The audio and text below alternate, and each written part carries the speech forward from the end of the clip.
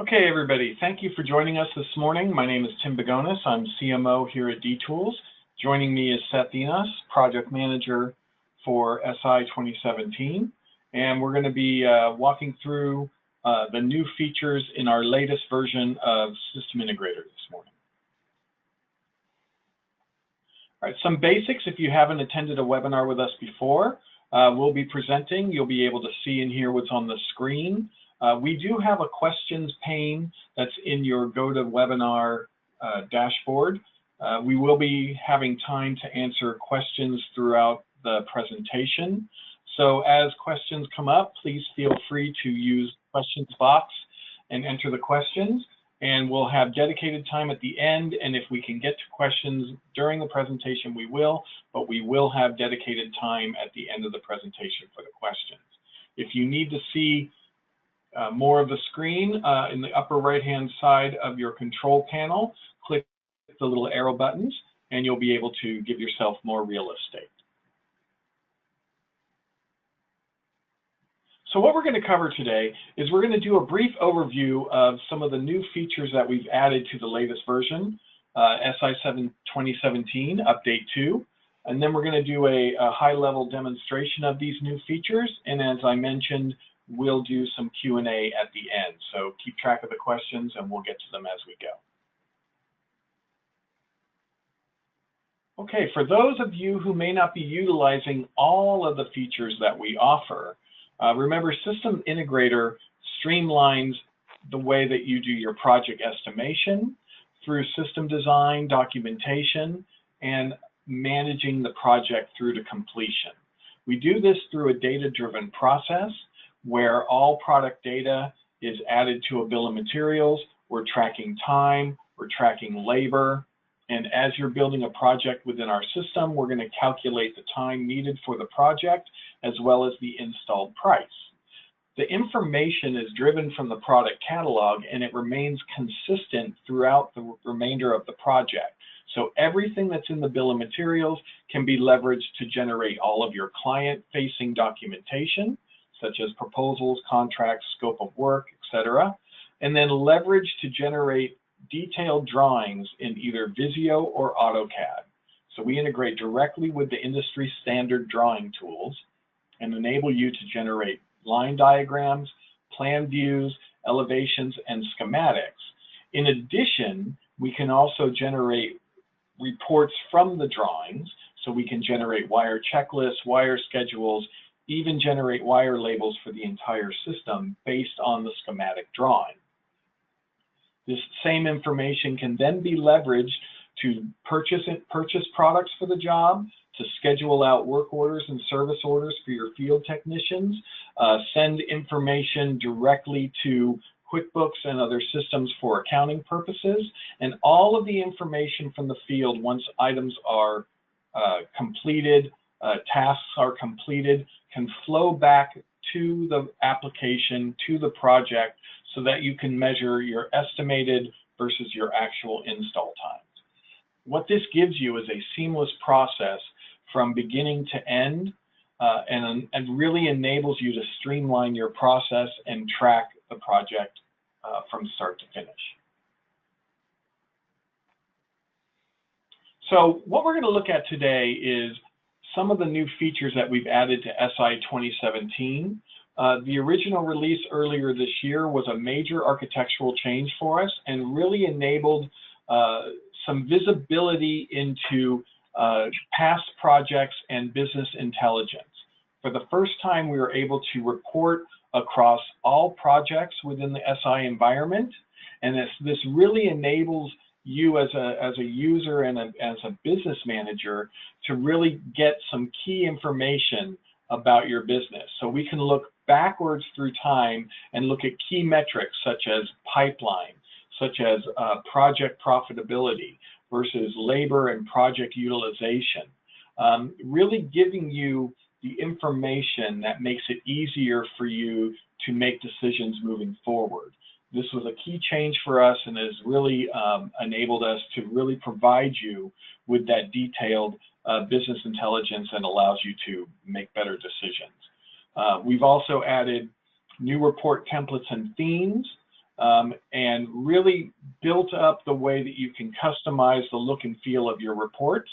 And we've added a customer portal, which enables you to publish project information to the web, such as proposals, contracts, scope of work, enables your clients to be able to review these materials, to make comments, to accept them, and create e-signature approvals, which really enables you to perform business from anywhere at any time.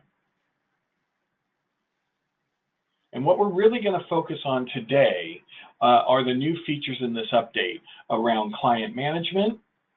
We've made some improvements to scheduling and our mobile install features. We're going to review our customizable report themes, as well as our new Quick Quote report. And then we're going to really end with a demonstration of the customer portal. So we have made some scheduling and client enhancements. So now you're able to better view projects, tasks, and service orders by client, which really enables you to look at really all activities around a specific client. In mobile install, you're going to be able to clone tasks for use not just in the same project, but across multiple projects. We've really improved some of the scheduling so you can really understand the time as you're scheduling these tasks. And we're going to show some improvements to mobile install and the ability to add project and other documentation to mobile install. We have created a new Quick Quote report, which combines information from what would essentially be multiple reports, so scope of work, payment schedule, contract, and signature in one easy to read short document, which is ideal for smaller jobs or quick services. And Seth's going to demonstrate our new theme editor, which enables you to really customize the color and look and feel of your report templates. And we're going to end with the customer portal, where we're going to show how these reports come together, and you can publish this information to the web, enable your clients to interact with it, and then you'll be notified along the way. This is really a great improvement to the platform and really enables us to take all of the power of the reporting and make it available for any device. And I believe with that, I'm going to pass it over to Seth. He'll do the demonstration, and then we'll get going on the Q&A. All right. Thank you, Tim, and hello, everyone. So, as Tim mentioned, we're going to focus on some of the key features of this second update to the software as far as SI 2017 goes. And where we're going to start, we'll start with the scheduling part of it. So what I'll do is take you over here to schedule and manage tasks. Of course, tasks here can be created in the software. They can also be published to a mobile install interface. But what we've done in this latest release is allow you to clone tasks, but assign them to a different project. Historically, if you cloned a task, it would stay assigned to the same client and project. And what we realize, a lot of our users, they want to build templates for their tasks out here. And this kind of gives you that ability now to do that. Something like this, like a site survey, where you may have some notes in here of what needs to be done. Right now, it's assigned to this particular project. But when you clone it now, as I'll do right now is I'm cloning this. You select this, you are able to change the project. And when you click that, you're going to pick the client and the other project that you want to assign this to. So that will be able to give you templates. Now, keep in mind, when you do clone a task, the items are not going to carry over because obviously every project is going to be different. But the resource that's assigned to the task, that will carry over. Any of your notes will carry over. As well as, of course, your description here. So all of the fields that can be copied over will be copied over. So again, it gives you the chance to template those, save you a lot of time that way. Now, if you happen to be adding items to a task, this one is a site survey here, but since I have it open, if you go to items and hit add products, another little new improvement that we added here is to add the total labor hours to the screen when you're actually selecting the products. As you can see down here, we've always had this where we'll tell you the total hours. So as you're creating a task, you're adding items here, you're seeing the hours, and then you're assigning resources. That's generally kind of the flow in which this goes. Now, prior to this release, you'd have to wait until you added the items and then look for your total here. But now when you're clicking at products, this is going to open up a little form here, and see at the bottom of this form, we have the total labor hours. So as I'm selecting products, I'm seeing here. So I won't have to go back and remove items if I see that I've added too many items for a particular task, or if I know I'm only sending out one technician. I want to keep it within the range of what they can accomplish on a day's basis. So now you'll see that information here. And if I were to happen to add these, of course, that then translates back over here as it always has. But now we get to see that out on the fly, if you will, or as you're adding. So that's a great little feature right there. Let me go ahead and we'll not save that task. Another thing that we added out in mobile install is that the mobile installers, your technicians in the field, can now add documents. We've always been able to publish documents from our software out to mobile install. And those could be any sort of report that they need to see. It could be a PDF of the floor plan or anything like that. But if the technicians out in the field happen to get a hold of documents, they're now able to add those out in mobile install. So pretty simple, but it can be effective because they may, again, receive documents out there or electronically. Go ahead and attach those, and then those become part of that task. So little feature there. I'm going to stick with the tasks and service order features here, but I'm going to move over to another interface to show you, give me 1 second here, back to the projects interface. So what we're looking at here is now the ability, and this is more of the client improvements when we're talking about managing clients and seeing, say, all tasks and service orders for a particular client. You used to not really be able to do that too well, at least not in this interface. You could go over to tasks and do your filters over there, but out here, let's just use an example here. If I go and select let's go Acme Insurance, for instance. What this just did, by the way, if you don't know, is I clicked on the client, it filtered my project list down to just the projects for this particular client. Or you can just select anything over here. But if we go now to, say, the tasks tab down here, I see 2 tasks associated with this project. And this is the view that you've always had. You click on this one, you might see the tasks for that. But you can never see all the tasks in one place when you're looking at your projects here. Now you can. So there's a little checkbox over here for show all tasks for the client that is selected. When you click that, it will now show all of my tasks, regardless of what project that's associated with. So kind of nice view there to be able to see all of this in one place.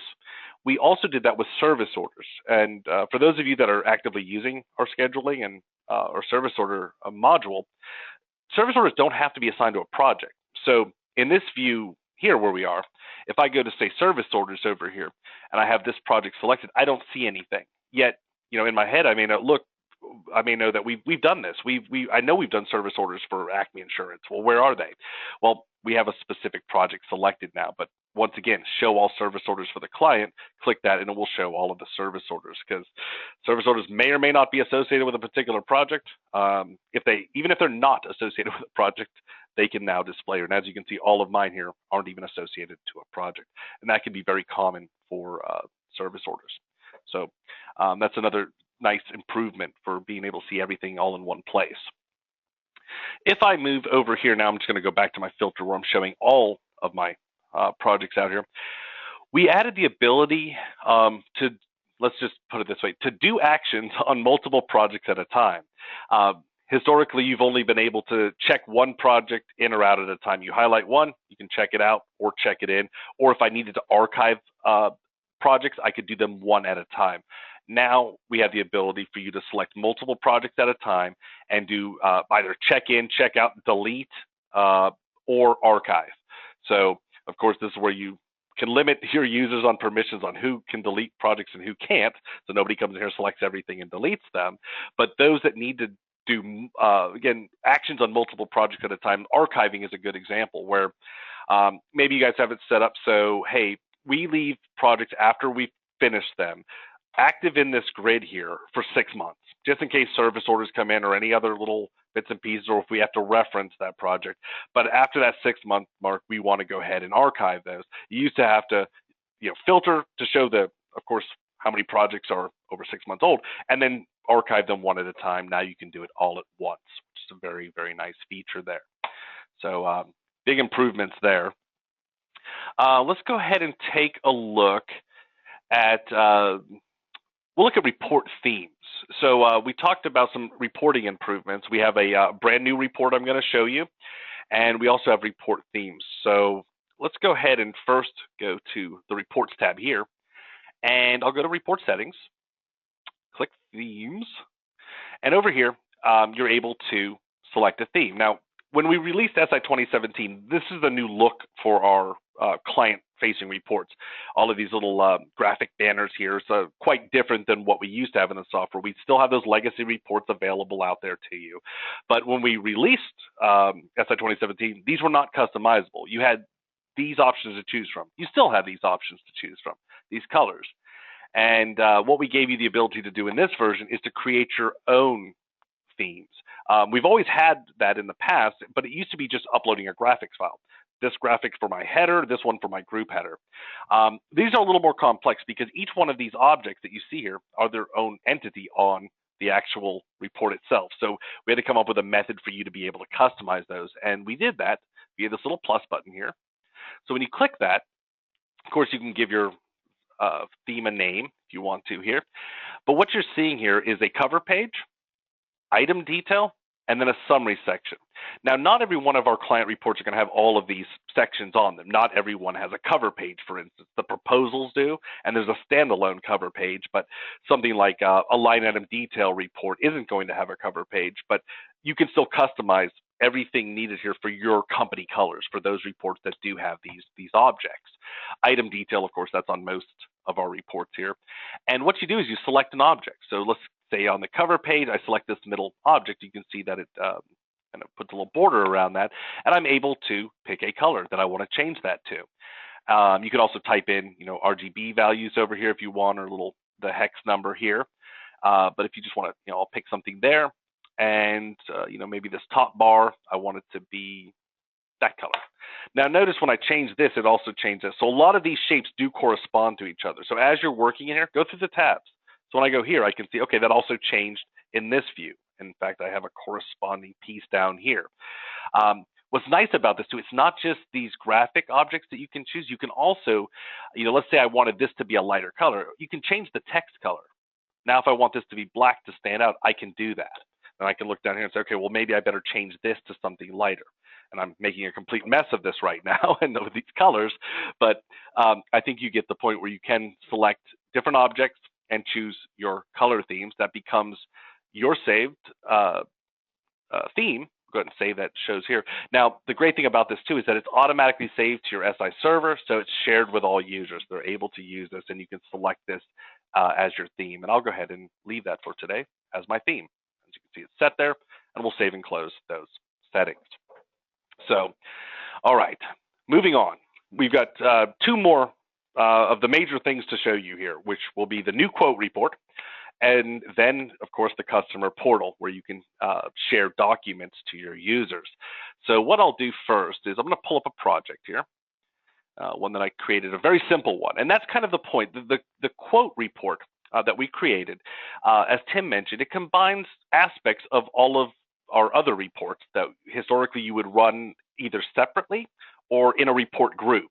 But you may not need a ton of information and pages and pages on a small job. In this case, what we did was just like an IT infrastructure upgrade. And I'll be honest with you, and I would say this to anyone, I created this job very sloppily, and I did that on purpose. And what I refer to as sloppily is I didn't add locations or systems. And to me, that's a big deal in our software for staying organized on most projects. It's something I always do. But on a job like this, it may just be a bucket of parts. It's very simple. We're going in. We're just going to be replacing a few of these, swapping out these parts.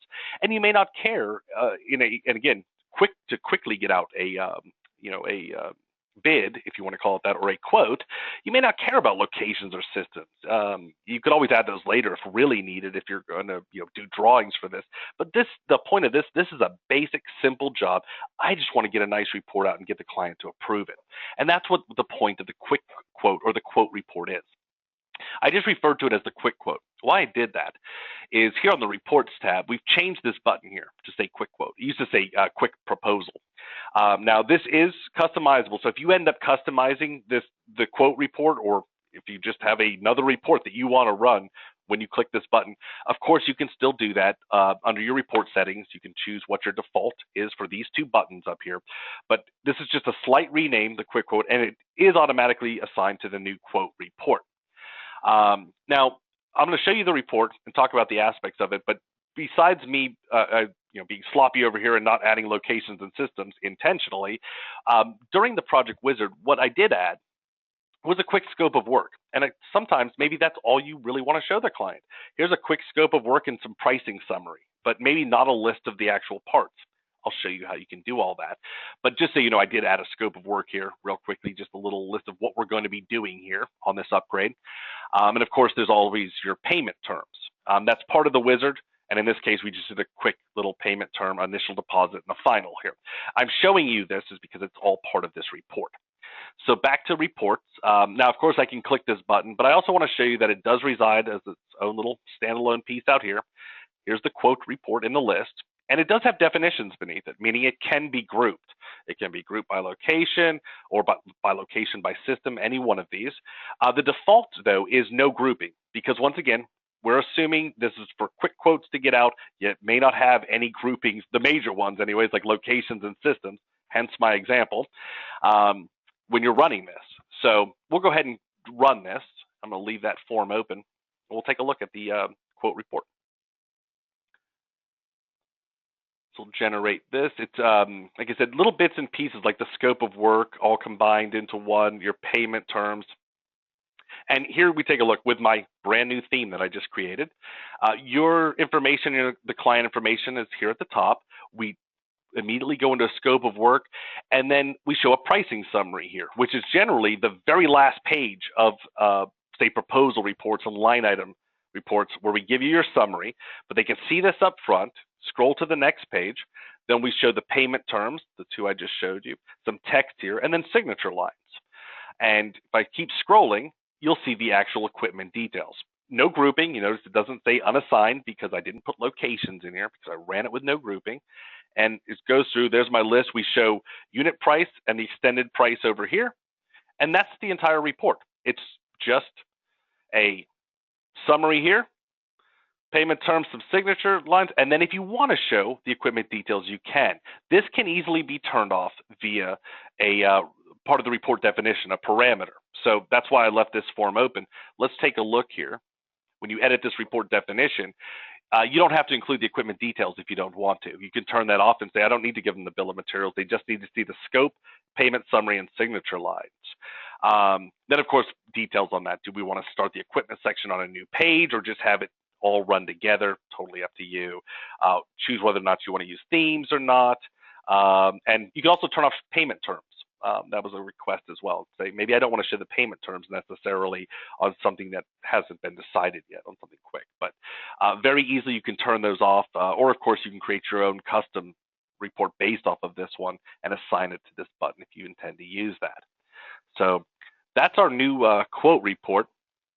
And in fact, I'm going to use that as an example today to publish my or share documents out to the customer portal. So let's talk about the customer portal.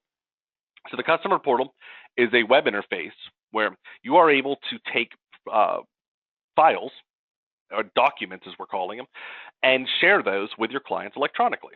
And those documents can be set to require that they be accepted or rejected. Others may just be for viewing. You don't have to assign that. So there are three interfaces where you can publish out to the customer portal. And I'm going to show you those very quickly, and then we'll actually do it after I show you the setup. So real quickly, I can do it from within a project file. So I'm here in this very simple project. There's my customer portal tab, and here's where I can share documents. You can also do it back here when you're on or in the Project Explorer. There's a customer portal tab. There's a few more buttons here than the other one, and that being the ability to delete anything that you've published out there. This is where you would do that. And also your settings, but I'll get to settings in just a second. The third place where you can do this is from the revision compare form. So when you have revisions here, of course, for intended for change order purposes, if you say compare these, and we'll just compare these two here. This is going to open up the compare editor, where it's going to show you all of the differences between the two revisions here. And on the normally you can always run reports here like your change order, but there's also the customer portal option. So if you do want to share a change order report, this is where you would do it from, because you have to have this delta generated in order to get your report. So those are your three interfaces for actually sharing documents. And I'm going to go ahead and talk about the settings. And so I can click this and get to my settings, but I want to show you where they actually reside rather than opening them from the Project Explorer. Real quickly, if you go to your control panel, this is where all of your settings reside for SI, most of you know. Under your company information, there is a new tab.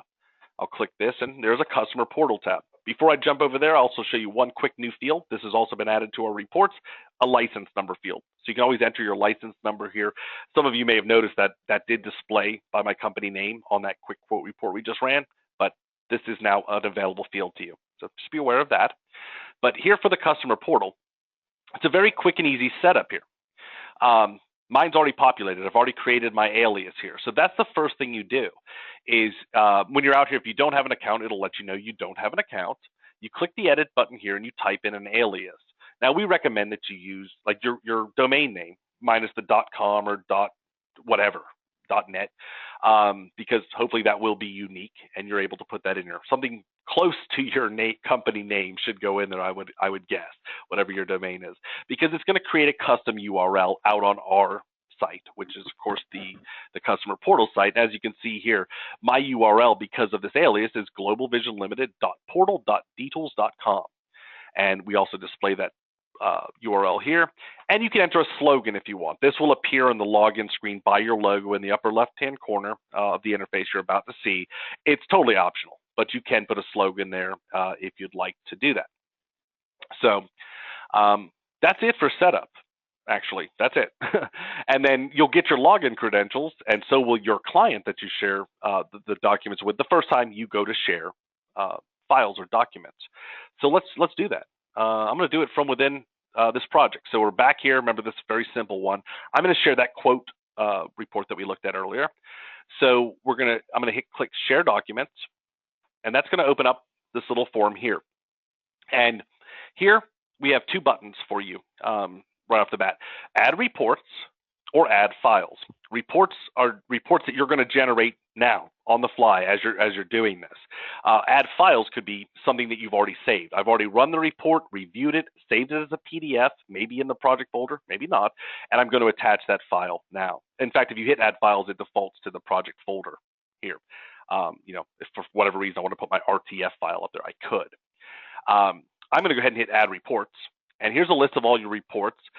You can share single reports. You can also share report groups, which is wonderful, because you may want to push something out there that has a combination of, again, say maybe scope of work, a system summary, followed by a full contract after the bill of materials, for larger jobs. So report groups do list in here when you have those created. I'm going to choose to put the quote, and I'm going to choose the no grouping, the default. Now, of course, if you want to preview this before you share it, it's probably a good idea. Remember, these have not been generated or saved as PDFs yet. So if you want to preview it, go ahead and preview this. And if you have multiple selected, you'll be able to choose which reports you want to preview. It'll open up in the report viewer. Take a look at it. Very good idea to do that. And when you're done, then go ahead and choose to add that. So I just ran this report earlier. I was happy with it, so I'm going to hit Add and Close. And here you can see that there's a report listed. Now, the default is to require client approval, as you can see over here. So if you don't want the client to have to sign off on this or approve this at all, you can always just choose no. It's just for viewing purposes. Those could be documents like if you wanted to share your floor plan layout that you've designed, say in Visio, and you've saved it as a PDF and you want to share that out there. You may not need them to approve that. It's here's for your reference based on the proposal I'm giving you. This is kind of the idea of what we're doing, or maybe you're showing a line diagram. But the default is that it requires client approval. Now, there can be multiple reports here and files. Keep that in mind. So we did add a mass update feature. I know I'm only showing one right here now, but the mass update is for, does it require approval? Yes or no. And if it does, you could change your valid until date. And then you can mark these as inactive manually. Right now, I don't have that option because it says yet to be shared. But documents will automatically become inactive after this date if it requires a signature. For anything else, or if you manually just want to make something inactive, that's what that setting is for, to make them inactive. You can add a description here for each one of your documents. This is specific to each document. So let's see if I can just put something there, and notice it added that right over here. And that's going to show up out in the actual interface when we get to the customer portal. They'll see this on this little tile, as we'll call it, where this is. So that's specific to this document. If I added another document, I'd be able to put my own description for that as well. And of course, if you want to change this name here, you certainly can. Your next step is to decide who's getting this, who's going to get this, who are the recipients. Now, this defaults to the primary contact on the project. But you can add additional ones. As you can see here, I can add a new contact from the project contact, from my client contacts, from Outlook, or just my overall contact list. So tons of options here. These are just more refined and drilled down ones from the project or from the client contacts. And those are the people that will receive the emails. Now, when you do have multiple people that are receiving them, some of them may not have to accept or reject the document. There may be the primary person that's getting this, but if there's a secondary person who, well, we don't care if you approve or don't approve this document, it's just for you to view, you can always uncheck this box for the other recipients. Since I'm only going to use one here, we'll definitely leave that checked so we can show the signature part of this and signing off. And then who are the users to notify? Now, this is my project. I created it. I'm the owner of it, or the primary resource on this project. So I'm automatically a default here. But you can also add other resources from the project or from your user list. So if I click, from users, it pulls up my entire user list, and I could select someone else in my organization that should get notified when anything happens on these documents. Were they viewed? Were they approved? Were they rejected? So you can decide who's going to get notified for what, and that is email notifications that I'm referring to. So without further ado, let's just publish this, or share it, I should say. Now, what you're seeing here is optional, but it's something that you can add to our email template, a message to display, as you can see on the email, to the recipients, to again, your clients or potential clients. So I'll just put in something real quickly there, share this, and this is going to create that quote report, PDF it, transfer that out to the customer portal site, and then emails are going to be sent all around. Now, again, if this is your first time as a user doing this, you're going to get your login credentials with a temporary password and a link to log in to the customer portal. You'll be prompted to change your password the first time you go in. Your client will also receive an email saying, hey, this company, Global Vision Limited, has shared documents with you. It'll have your logo in that email if you've added your logo in our software. And here's your login information. Here's the documents that were shared with you, and here's your login credentials. Of course, they're going to be prompted to change their password on first login as well. This is just a little confirmation that they've been shared. Let's go look at it. And I'm going to log in from the recipient point of view. So what I have here is the main login page. This will link right from the email. You can see my logo showing up here. There's that little slogan that was optional. Here's the login information, and we'll go ahead and hit sign in for this user. And we'll not save that password. I'll close that. And so this is the document that I just shared, this quote. And you can see over here we have different filters with icons that show you what these mean on each one of these. And on this little tile here, it's just showing the information. Notice that this is that little message I put in specifically for that. And if you click on this, it's now going to show the document. It's going to preview it here in this window. You can also pop it out into its own window if you want. You get some navigation controls down here, or of course you can scroll through this, but this is that document we looked at earlier. To back up, you can do this here. Now, this one did require an approval, so we have an accept and a reject option. the clients can also just write a comment. They may not accept or reject, but they just want to write a comment back to you and send that. We do keep track of comments down here. Here's the history. So this shows that the document was viewed. By the way, all of the users to notify will get email notifications once this is viewed. You also, of course, get notifications on comments, acceptance, and rejected status of a document out here. So the comments live over here on this tab. The history of just actions live on this tab. So you can write a comment here if you want. If you reject a document, you cannot then go accept it. Your clients can. You'd have to then, of course, republish that out to them and let them have another go at it. And of course, if they are rejecting it, there's probably a reason, and you're going to have to change something, or they're going to have that discussion. And this is a good way for you guys to communicate. They're able to see the documents, anything that you want for a particular project or a potential project. Make comments and again accept or reject. So just so you know, you as a user, you have a similar interface when you log in. We'll list more projects over here, of course, because you're going to be publishing a lot of these. And then, of course, the tiles that you see over here are going to be for everything that you've published. You're able to go in and view those. Of course, you don't have an accept or reject option as a user, a publisher. That's for your clients to decide, are they accepting or rejecting these options. So let's go ahead and accept one. We'll hit accept.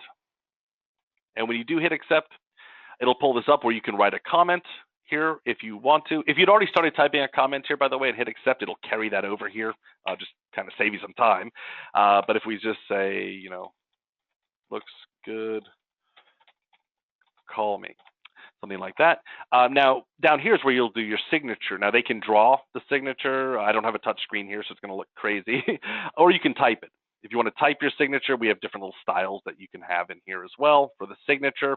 You can also, the client can also save this as their default signature. If they're going to be signing a lot of documents with you, they can sign it once, and that will store under their profile out here. So each time they sign, it'll default to their own. But I'm going to give it a try here to sign off on this. I forget what client name that was, and I think it was Aaron something.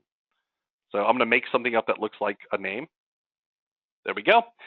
And we'll not save that as the default, but we'll go ahead and hit accept on this. And that's now been accepted. The only thing they can do at this point is change their signature if for some reason they don't like the way that came out. They could change it. But this is now been accepted. You're going to get email notifications on the acceptance. But when they actually accept it, what you also get attached to that email, both you and the recipients get a PDF version of this report signed. It's actually going to show up. Let me scroll down so you can actually see it here. You see here where we plugged in that, and we also put today's date there as well on the signature line. That will display on that PDF report that you receive via the email. So that is our customer portal interface. And I have one more thing to show you, and then we're going to move over to Q&A. Let's go back here. I'm going to save and close this project, and we'll go ahead and we'll say no to check it in because I want to do some action on this. We'll go back to projects here, manage projects, and that was this item here. What I really want to show you out here is that we do have a little icon here to indicate that there are documents that are shared on the customer portal. I did point out earlier that you could, of course, delete that if you wanted to remove it from out there if needed. But what I really want to show you is down here on the Files tab is the Add Accepted Documents. So if a particular project has shared documents that have been accepted, you can add those to your files list here. In fact, we'll create this category for you already. And obviously, I've done quite a few of these, so this has already created the accepted documents. Call this category over here for organizing your documents. But if you click this, Add Accepted Documents, it's going to go ahead and download that PDF that we just talked about. There it is, or right here, the quote PDF is an accepted document. You double click this, it's going to open up, and let me just show you that. Again, there it is, the signature that comes down with the date stamp. So that is a nice way to add those to your projects folder. And of course, those will synchronize back and forth to the server. They are organized under the accepted documents. Of course, I can also see all my documents at one time as well. And those are the new improvements for this release of SI 2017.